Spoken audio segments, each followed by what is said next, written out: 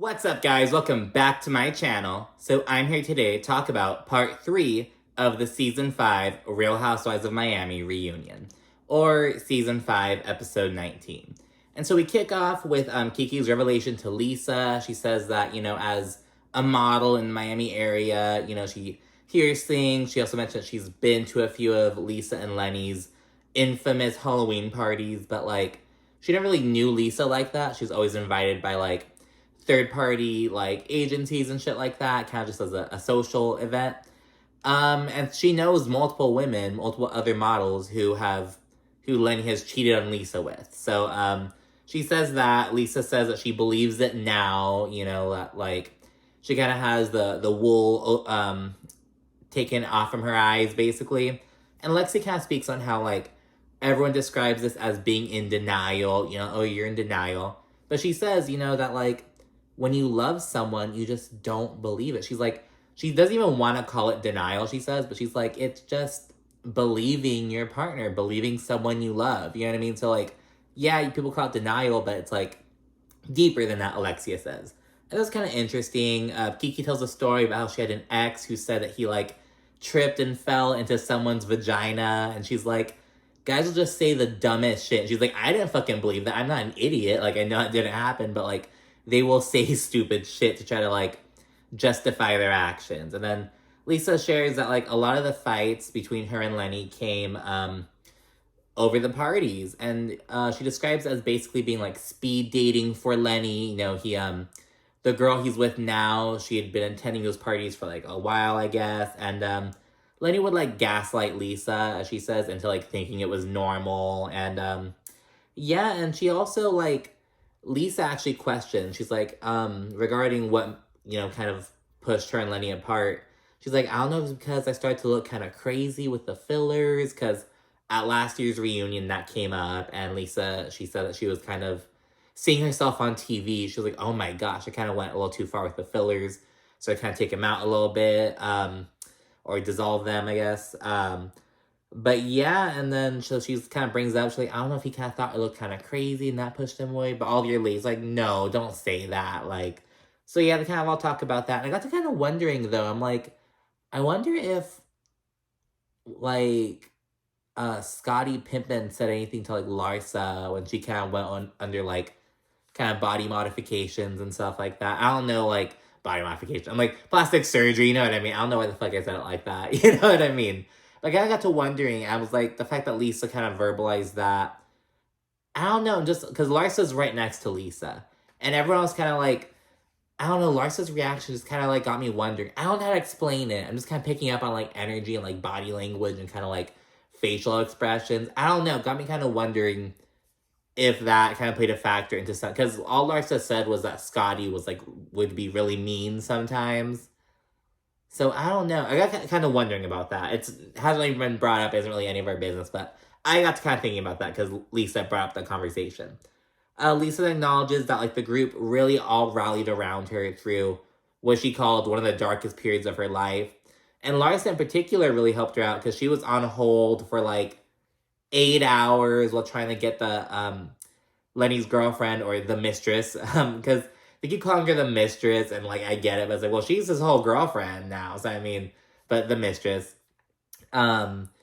She filed a restraining order against Lisa, but Larsa helped her get it dropped, and she, really came through and helped Lisa out, because Lisa says that, her and the girlfriend have a lot of mutual friends, and people, didn't want to get involved, but Larsa came through, because Larsa was with Lisa when the situation went down at F1, earlier in the season.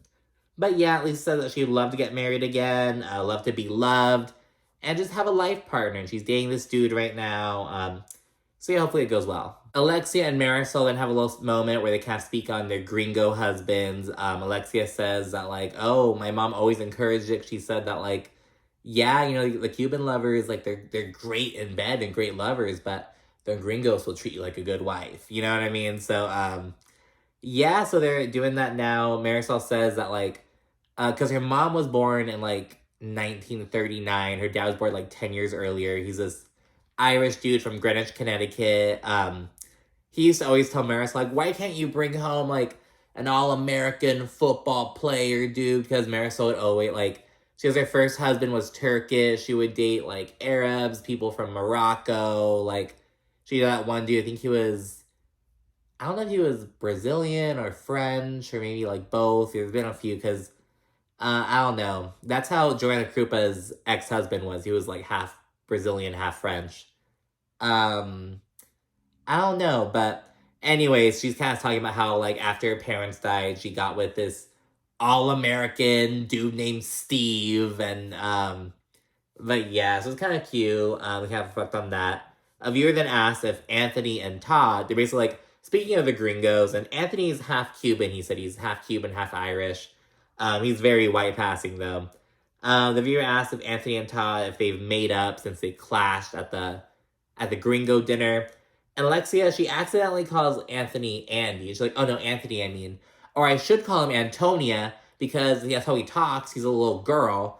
And she kind of brings that up, and it's like, oh my gosh, Alexia, here we go. And she continues her tirade against Anthony. Nicole points out that, like, Alexia ran into them. They're at this, I think it was like a restaurant sometime in December. Alexia went up to them and was like, ooh, you guys are in trouble. I think it was when the show was airing and she heard some shit they said in the confessional, maybe. Something like that. Because, you know, once the fucking show begins airing and the confessionals start and the social media wars begin, shit gets dredged up again.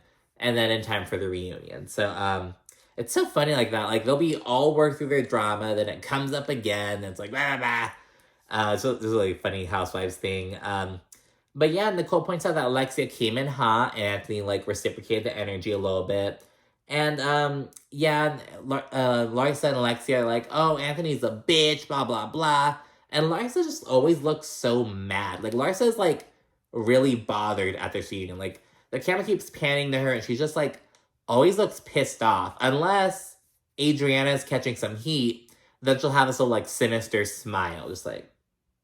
She's either, like, smiling at Adriana's demise, or she's, like, pissed off. You know what I mean? That's Larsa's whole energy right now. And it's just like, okay, so Alexia's here, like, calling Anthony a girl because he, like, says shit. And it's like, and again, I can say this shit.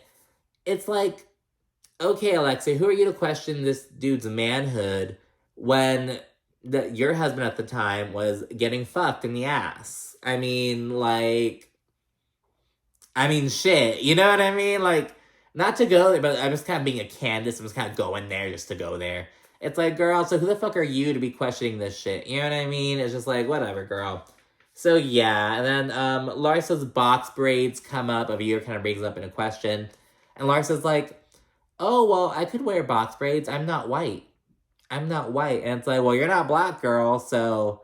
And then she brings up how her kid, she has a braider come over to do her kid's hair, like, every other week or something. And it's like, your kids are biracial. Like, I don't know. She kind of brings that up. Kiki says that it should be embraced and that, you know, you could wear whatever you want. And Marisol's old ass, she's like, was anyone mad at Bo Derek? And it's like, girl, that was, like, so long ago. Like, I recognized Bo Derek, like, the picture of her in the braids. I recognized that, but I didn't recognize the name, if that makes sense. But when I looked it up, I was like, oh, yeah, like, I recognized the picture. And I was like, I don't know. And that did, with a little bit of further research, because, again, like, I didn't remember this at the time. Kim Kardashian, she was kind of wearing some braids as well, like, Bo Derek-y kind of braids. And the Bo Derek shit came up again. So, like, it does come up, but Larsa's were different. It's a whole thing. I don't know. I'm not really going to get into it. But yeah, Kiki says that it should be embraced, whatever. And then Kiki speaks on her shaman experience. She says that, like, she's been through a lot lately and just the opportunity to kind of, like, purge herself of these, like, emotions. She took advantage, so fuck it. And then Marisol says that she felt her mother's presence when she was in Thailand, actually. It was the first time in months. She's really happy about that. And she explains why she threw the stones away in the Bahamas. She's like, I didn't want to get any negative energy at all. No, not negative. She said, I didn't want to get any energy, period. Like, negative, positive, whatever. She's kind of wanted to, like, get herself to, like, I guess, like, ground zero and then kind of go from there. Because she felt kind of all over the place. So she's kind of do that to herself. She also acknowledges that, like, I never thought that Julia would be capable of doing anything. Like, I never considered that Julia would be harboring malintent. And Adriana's like, well, what about me? Why do you think that? Why do you think that about me? And Marisol's like, well, you're Brazilian, so haha, you know, like the brujeros, blah blah blah. And it's like Marisol, and it's like, I'm not quite like, why is that like? I don't know, like what the fuck's that about? Because from my viewpoint, because I'm Mexican, so it's like a different.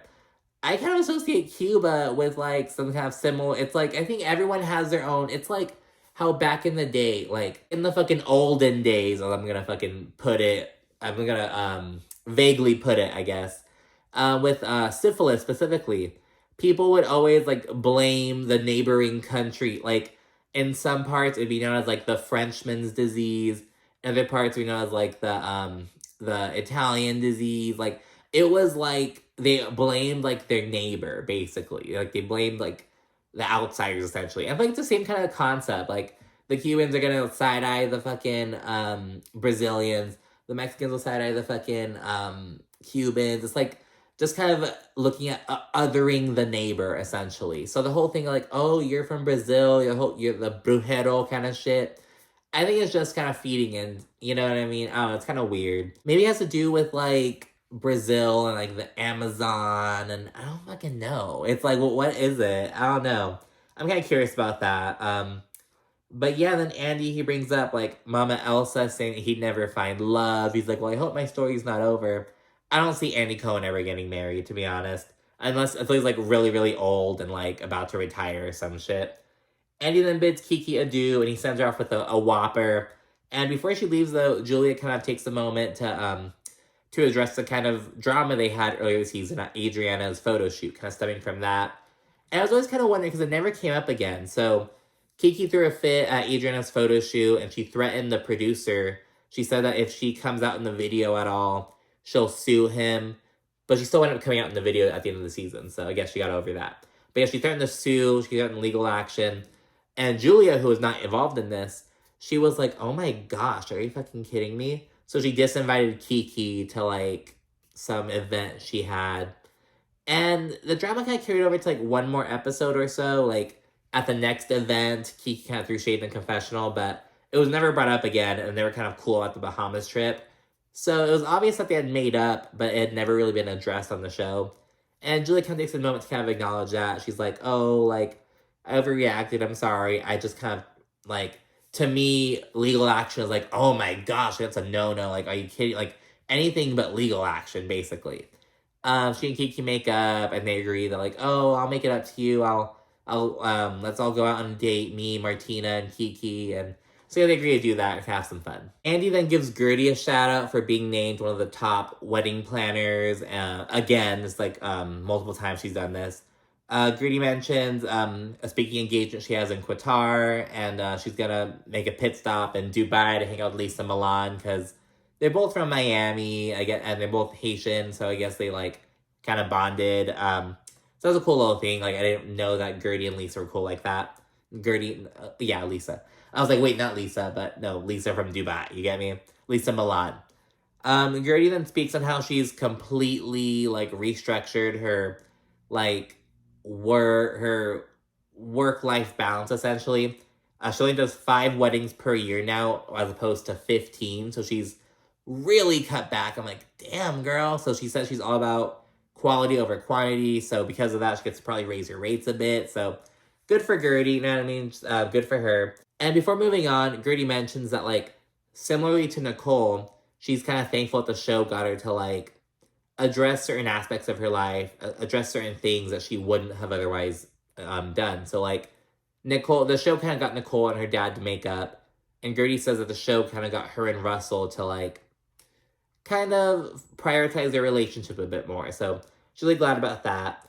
And then we move on to a segment on the whole Alexia and Marisol versus Adriana shit. And it kicks off with a flashback to, like, some of the older shit, like from seasons 2 and 3, specifically. Kind of, like, about how close they all were. And it segues over to the Bahamas drama and Adriana's, her bombshell about Marisol's ex. That gets a particularly good amount of time on this segment. And then while watching, Marisol, she begins crying, and she says that, like, it makes her upset because she thought that they were friends. She's like, I thought that we were good friends. And again, it's a confessional. She says seeing Adriana's confessionals and seeing her say that, like, Alexia and Marisol used her and things like that, she says that it really hurt her. So Marisol's really, like, showing her emotions on her sleeve right now and made her feel bad. She also says that the ex thing was really fucked up. She's like, a friend doesn't do that. Like, saying that he didn't love me, like, what the fuck? And Adriana's like, I said the thing about your ex, like, to try to show my loyalty. And Andy's like, well, girl, like, if you had just kept it at, your ex reached out to me and I didn't respond, that would have been fine. But it was the fact that you said, and he told me that he never loved you. He never loved Marisol. That was fucked up. And everyone agrees. Like, literally everyone else agrees. Adriana then says how sorry she is. And oddly, she brings up how close she and Mama Elsa were. And she's like, so I deserve some slack because of that, essentially. And it's like, girl, what the fuck? I thought that was really fucking weird of Adriana, to be honest with you. Like, don't bring my, like, dead mother into this. Like, what the fuck? Like, that's kind of weird, in my opinion. Alexia says that she doesn't know if Adriana's friend or foe. Adriana says that she's reached out to Alexia plenty of times to, like, meet up, kind of get to a better place, but they've led nowhere. Alexia's like, and you know why? Because you're fake. Because you're a fraud and you're fake. And just says all this stuff. And in turn, Adriana reacts, of course. And Larsa tells her to shut up. She's like, shut up, Adriana. Let her talk. Shut up. And Adriana's like, oh, Larsa, you're not the boss of me. And he's like, oh, well, I am. Let Alexia talk. And it's like, Andy. So it's coming up again later on. Andy, like, does not like Adriana. I'm sorry. He does not fucking like her. And I don't know if it's because of her, like, antics. I don't know if it's, like, maybe some older drama. Maybe she threw a fit when she came on as, like, a friend of. I don't know. And this conversation also came up when Adriana appeared on Watch What Happens Live earlier this season. Andy, his patience was, like, really short with Adriana. I don't know. Andy, like, Andy is up Larissa's ass, and he, like, does not like Adriana. And it is, like, so obvious. It is, like, so painfully clear. But yeah, and then Alexia says that, like, I have to give an apology to Leah Black because she was right about Adriana the whole time. And she brings up how she kind of fell out with Adriana over her marriage to Frederick. She dredges up this old fucking 10-year-old drama about the whole storyline of Adriana, if she was legally married or not. And Alexia tells her, keep my and my family's name out of your mouth. And it's like, well, Alexia, what happened to the whole, I can say whatever I want? What happened to that? If that's true, then she should be able to, right? So, you know what I mean? I'm just not really here for that. And then Anklegate comes up, the whole thing about Adriana getting her foot hurt and how it fell into drama between her and Alexia over Adriana bringing up Frankie and all this shit. And Nicole confirms that Adriana, her foot was bruised. Kiki's knee, or I don't know if it's Kiki's knee or no, Gertie fell on her back and it was Kiki's knee, I believe. Kiki's knee landed on Adriana's foot. It did, and it was on sand, you know what I mean? So it's kind of malleable to an extent, but it's still pretty dense, you know what I mean? It was like in the wet sand. So, I don't know, it did hurt, and Nicole does say, yes, she was bruised, and it was a big property, so, like, realistically, yeah, if your foot hurts, the easiest solution is to use a wheelchair. It is what it is. So, she brings that up, Alexia's, like, shaking her head no, and it's just, like, they all fall into this big old commotion about, like, Adriana's foot, blah, blah, blah. And remember, Andy brought this question up. Andy's like, okay. And it's like, Andy, what the fuck are you doing? Like, it was so, like, brat. It was like, okay. Like, Andy hates Adriana. Andy hates, like, this whole commotion. He's just doing his job. He's probably pissed off at this point. It's late in the day.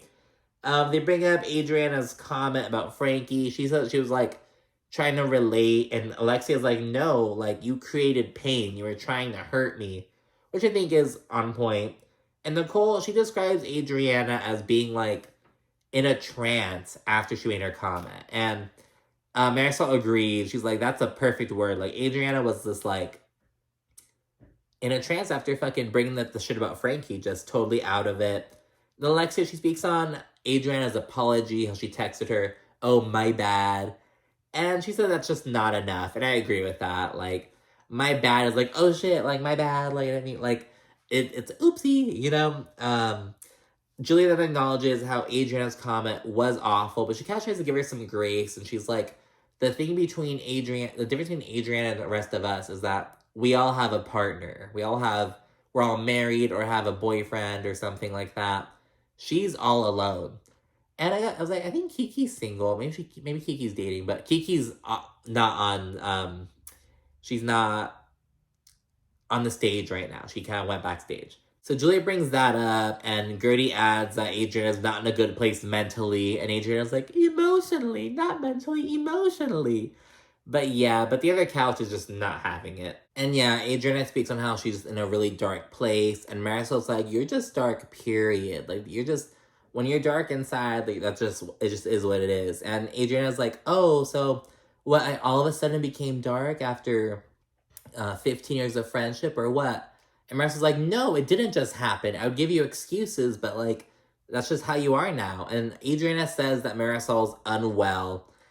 And everyone like dies at it. Andy his facial expression is like, like, girl, if anyone's unwell, it's you. You know, he didn't even have to say. He said it with his eyes. And then everyone's just dying at it.